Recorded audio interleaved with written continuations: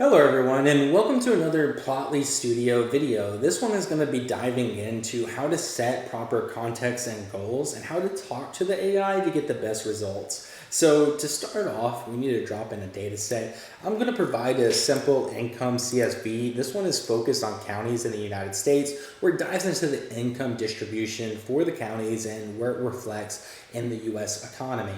So with that, to set proper context and goals, this is the section where you can start to direct the AI for questions that you want answered. The way that I would look at this is basically the way that you would talk to a colleague, where you're like, hey, I have this data set and this is what I'm trying to achieve with it. Can you go about building something out with that? So for example, I could give you some questions that would be useful. We could dive into exploratory questions, something like what's the difference in income attributes and metrics that are included in the data set and how do they reflect. So if you go about pasting that in here, you can kind of create bullet points. You could dive into geographic analysis. So what is the wealthiest and the poorest counties in each state? That would be an interesting one to see the disparity between the wealth and the ones that are struggling. You could dive into state level comparisons outside of that. So what states have the highest average county incomes versus the ones that do not. We could go into practical and policy. So for example, if you're a nonprofit digging into this data set, one that could be really useful would be which counties might benefit most from economic development programs. That would be an interesting question to have answered. But with that, before I close out this section, I want to take you to the plotly.com/Python page, as this highlights all of the different graphs that Plotly consists of.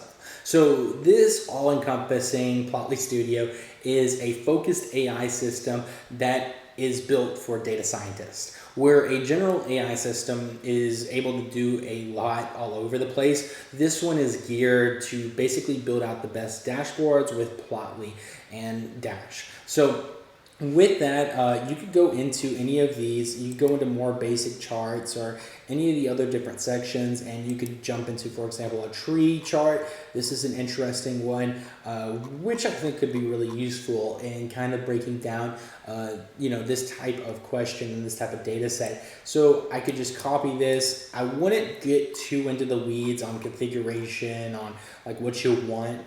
Like I know that you might see specific code or some that are more advanced. This AI doesn't benefit from going too into the weeds on some of these topics.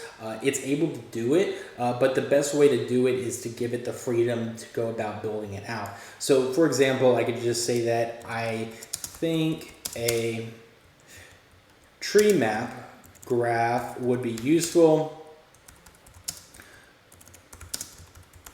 Please include it. So with that, we will make sure that we have a tree graph as it goes about rendering, and then we can generate an outline. So this is the section before the AI goes about building the dashboard, where it's going to create an outline of the individual sections of the charts that it's going to create, the title, the description, the filters that it's going to be using, and the theme. So each one of these sections is compartmentalized, so you can go about after the fact and change them more, remix them, and narrow in the graph that you would like by just vibe analyzing what you're trying to create in the story that you're trying to tell. So that's where the real fun is. This doesn't take long, usually about 45 seconds, and it will finish up. So it took about 50 seconds, and we could see that we could jump into any of these specific sections. So I could just add pip install Python into the title to let them know that I was the one that made this one. You could jump into the description if you wanted to, change it a little bit. Even the individual charts, you can add more. We could see that this one is going to be using the tree map, which is going to be great. We also get a bar chart. We get a scatter plot. We get another bar chart. We get a histogram. Horizontal bar chart, which is cool. You can add more charts if you would like, or you could remove anyone that you think would not be useful. You could dive into any of these and you could change them to better suit what you're trying to do. And then as you go about the global variables, you have the ability to access all that as well.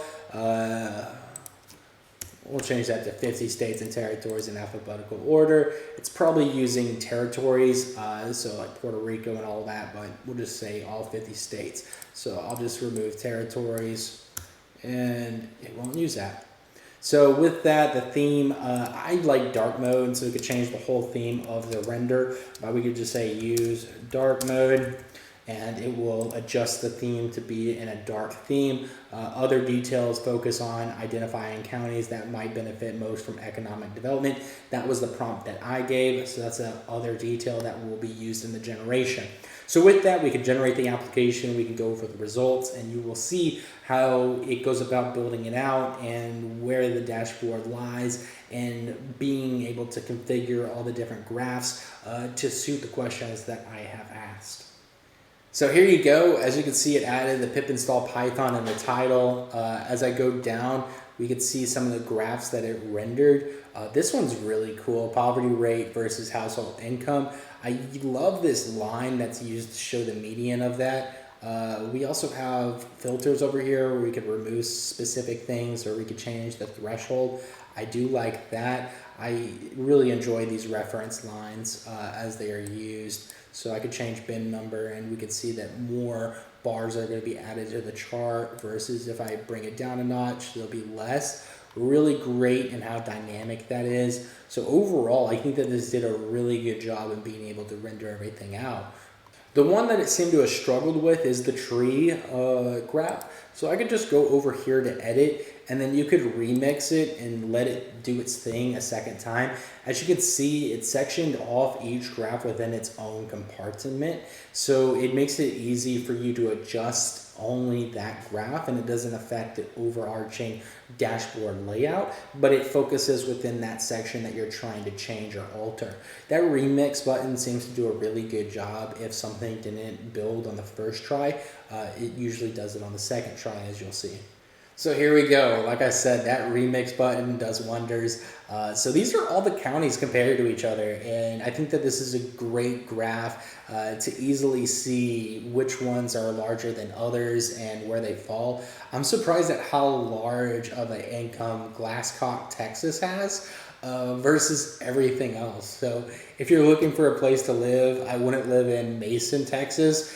I would move over to Glasscock, because you're going to most likely double your income if you're able to get a job out there. But with that, really great way to kind of break things down, and I love it. I love what this is capable of doing.